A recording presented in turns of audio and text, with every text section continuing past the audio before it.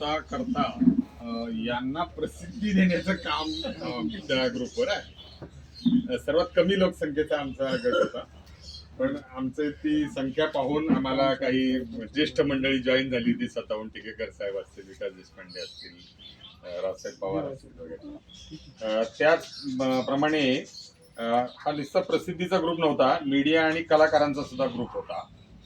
तर या ठिकाणी दिलीपराव गावडे आलेले आहेत. ते संगीत सूर्य केशवराव भोसले सांस्कृतिक परिषदेचे कार्याध्यक्ष आहेत. त्यामुळे त्यांचा फार मोठा उपयोग ते पिंपरी चिंचवडवरून आलेले आहेत. त्यांच्यासाठी सर्वांनी टाळ्या वाजवाव्या.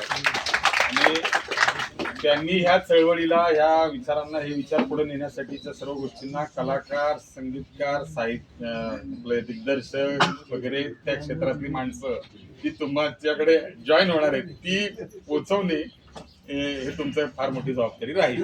काय त्यातला अजय कदम तुम्हाला सहकार्य करेल. ते काय म्हणतात? हा, नक्की म्हणतायत. नक्की नक्की.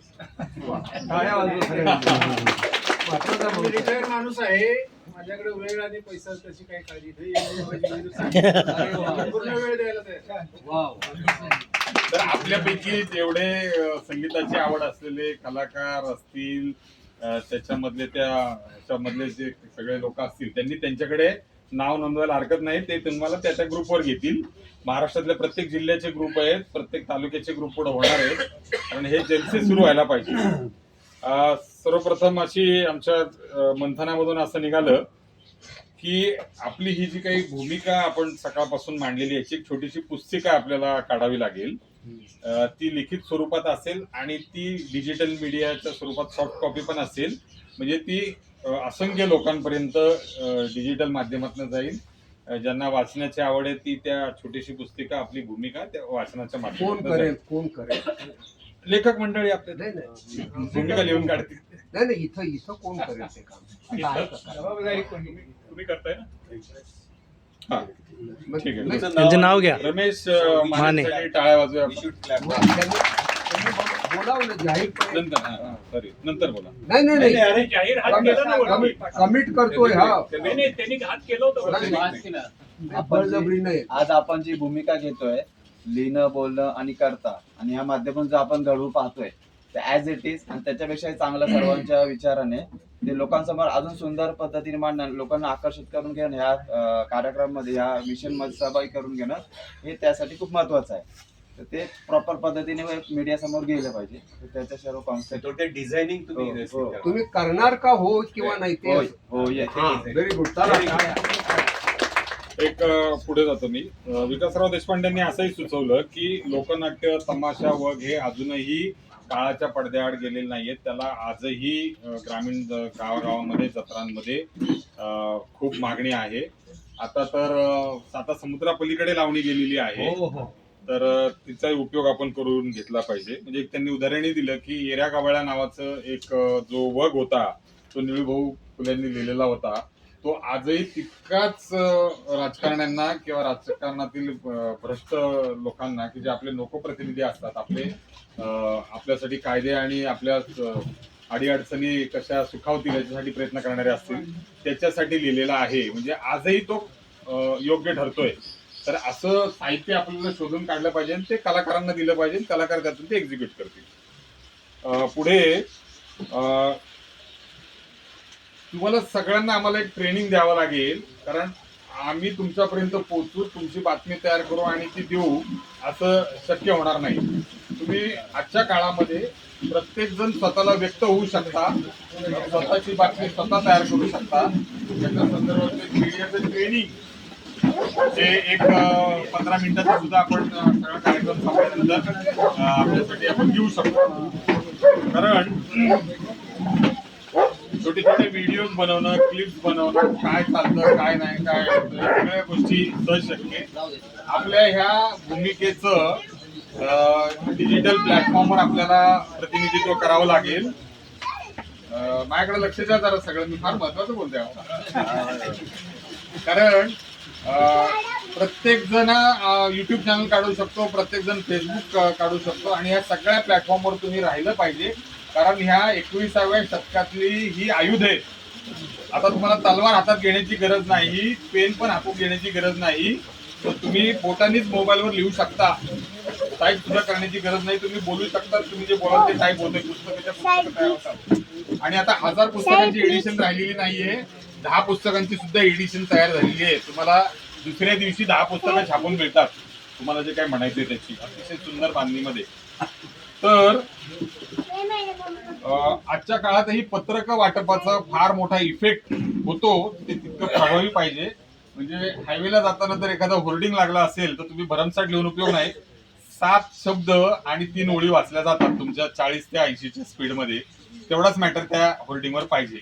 अशा पद्धतीने तुमच्या 1/8 साईजच्या पत्रकावर सुद्धा कमीत कमी मॅटर कमीत कमी शब्दामध्ये तुम्हाला कसा मांडता आला पाहिजे याच्या सुद्धा असेल तर ते पत्रक प्रभावी होतं. म्हणजे तुमचा मेसेज पोचतो. असा एक विषय आहे. तर ही बेसिकली आता आपली जी पंच ज्ञानेंद्रियांपैकी 3 ज्ञानेंद्रिय जी आहे, डोळे, कान आणि तोंड, या व्यतिरिक्त हे जे काही आपण लिहितो ते काळजापाशी जाऊन भिनलं पाहिजे. तर त्याचा उपयोग होतो. तर माणसं रिॲक्ट होतात. तर माणसं काहीतरी हालचाल करायला सुरुवात करतात. म्हणून हात सळसळले पण पाहिजेत. म्हणून हात आणि हृदय मी त्याच्यामध्ये ऍड करतोय. म्हणजे डोळे, कान आणि तोंड याच्याबरोबर हात आणि हृदय, ह्या 2 हृदयापर्यंत भिडलं तर तुमचे हात सळसळतील आणि तुम्ही प्रत्यक्षात कृतीत उतराल. तुमचे पाय चालायला सुरुवात करतील वगैरे. तर पुढचा विषय असा आहे की इलेक्ट्रॉनिक मीडियाचा, प्रिंट मीडियाचा आपण प्रभावीपणे वापर करू शकतो. आणि सर्वात मोठं आपण जे हत्यार म्हणतो आपल्या हातात आहे, प्रत्येकाचा कोणाचा 10,000चा आहे, कोणाचा 50,000चा मोबाईल आहे, पण तो वापरताच येत नाही. तर आपण मोबाईलला वापरलं पाहिजे.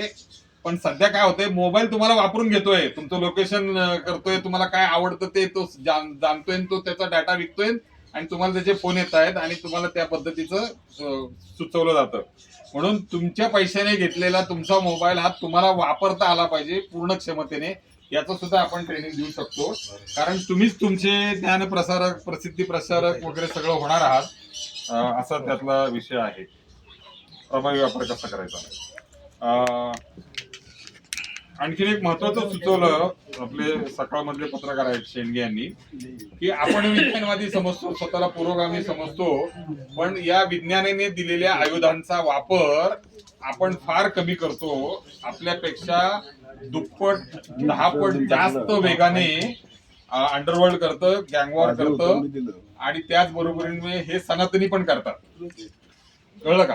तर सर्वात जास्त वापर हा आपल्याकडनं झाला पाहिजे ह्या विज्ञानाच्या आयुधांचा, त्या प्रसार माध्यमांचा. हे पण सगळ्यांनी लक्षात घ्या. म्हणजे आपोआप गोष्टी होतील. म्हणजे रील्स बनवणं असेल, प्रेस नोट पाठवणं असेल, छोट्या छोट्या गोष्टी झाली तरी तुम्ही ते 4 ओळी लिहून पाठवा आणि त्या माध्यमांपर्यंत पोहोचलं पाहिजे. आत्ताच जे देशमुख सर, मला कालच पत्रकारांनी सांगितलंय की आज जे काही तिथं कराल ना ते फक्त आम्हाला पाठवून द्या.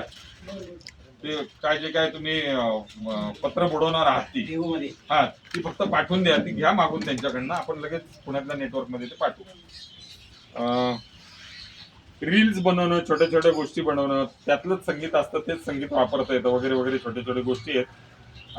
प्रेस नोट मात्र काही झालं म्हणजे ते जमत नसलं, काय नसलं तरी ते पाठवली गेली पाहिजे. सर्वात सोपी बातमी लिहिणं म्हणजे काय फार मोठी गोष्ट नाही. तुम्हाला 1 मिनिटात सांगतो बातमी कशी लिहायची असते. काहीतरी घडलंय आणि मला सुरेंद्र काकडे भेटलेत आणि मग मी सुरेंद्र काकड्यांना ते कसं सांगतो, अरे तू ऐकलं का, आता तिथे गाडी होती, ती गाडी ते दुसऱ्याला धडकली. अशाच स्वरूपात ती बातमी लिहायची असते. इतकी साधी सोपी. टिळकांच्या वेळी कुठल्याही प्रकारचा काही जर्नलिझमचा कोर्स नव्हता.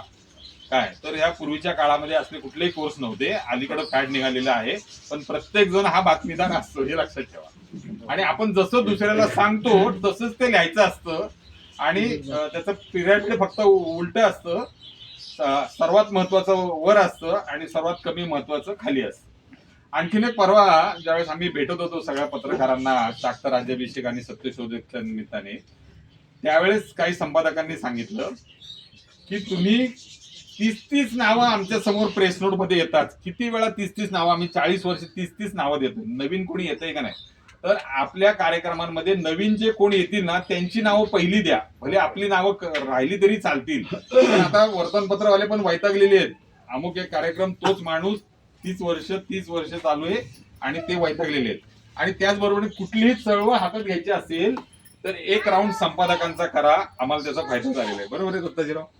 तर संपादकांसमोर जायचं, आपली भूमिका मांडायची, आम्ही असा असा कार्यक्रम घेतोय आणि त्याचा हा उद्देश आहे, या ठिकाणी होणार आहे, तुमचा प्रतिनिधी आम्हाला पाठवा. मग त्यांच्याशी जी काही चर्चा होते ना, त्यातून त्यांच्या लक्षात येतं की अरे यांचा असा कार्यक्रम आहे, चांगला कार्यक्रम आहे. मग ते बरोबर त्या पत्रकाराला अरेंज करतात, ती डेट ठरवतात, त्याच्याविषयी तुमची मुलाखत असते तर घेतात, लेख घेतात, आपलं काम सोपं होतं, आपला मेसेज जातो. कारण काय आहे की 5 लोकात घडलेली घटना आपल्याला 50,000 लोकांपर्यंत पोहोचवायची, आपलं काम सोपं करायचंय. त्याच्यासाठी मीडिया फार महत्वाचा आहे. प्रत्येकाने युट्यूबर झालं पाहिजे, सोशल मीडियाची आपली सगळे याची अकाउंट तर काढूच आपण. आम्ही त्याच्यामध्ये लीड घेईल, त्याला त्यातला खूप अनुभव आहे. आणि एआयचा सुद्धा वापर कसा करायला लागेल त्याच्या सुद्धा आपली एखादी कार्यशाळा आपल्याला घ्यावी लागेल. ऑनलाईन सुद्धा घेऊ शकतो आपण, ऑफलाईन पण घेऊ शकतो. ओके, शेवटचा मुद्दा. तर आम्ही तयार आहे त्यासाठी. ओके, आम्ही तयार आहे. आम्ही जरा उठून म्हणजे सगळ्यांना कळशील आणि वारकरी संप्रदायाची पण, आणि कोणी एक वेगळं चित्रकार वगैरे असलं तर फक्त कळवा, तेवढीच कमी आहे आता आपल्याकडे. धन्यवाद. एवढे जण सर, बोलले. पुस्तकाचं अनेक करायला आता कोणाचं